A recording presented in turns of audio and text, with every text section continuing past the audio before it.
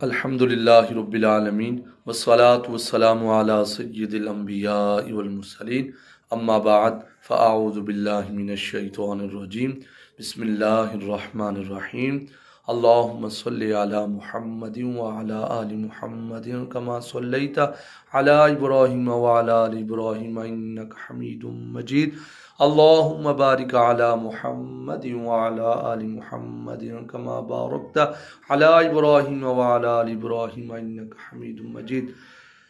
सामीन व नाज़रीन, हम आपकी खिदमत में एक नई वीडियो के साथ हाज़िर हुए हैं।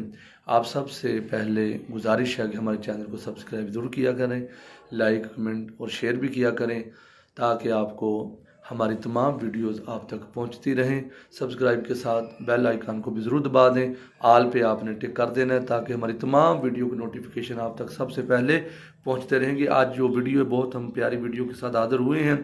ये हम प्यारा वजीफ़ा लेकर आए। किसी को ख़ारिश हो जाती है, एलर्जी का मसला होता है, जिस्म पर दाने वगैरह ख़ारिश होती है, तो उसके लिए ये ख़ास वजीफ़ा है।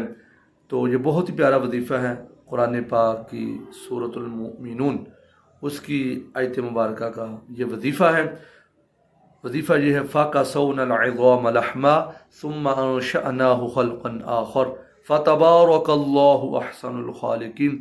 इस आयत को आपने 11 मरतबा पढ़ना है और अव्वल आखिर 3 बार दुरूद पाक पढ़कर आपने 11 मरतबा इस आयत को पढ़कर आपने जहाँ पर दाने वगैरह हो, ख़ारिश होती हो, वहाँ पर आपने फूंक मार देनी है।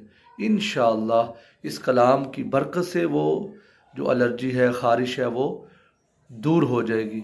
अल्लाह पाक हर तरह की बीमारियों से हमारी हिफाजत फरमाए, आमीन। सल्लु अलल हबीब सल्लल्लाहु तआला अला मुहम्मद सल्लल्लाहु तआला अलैहि वसल्लम।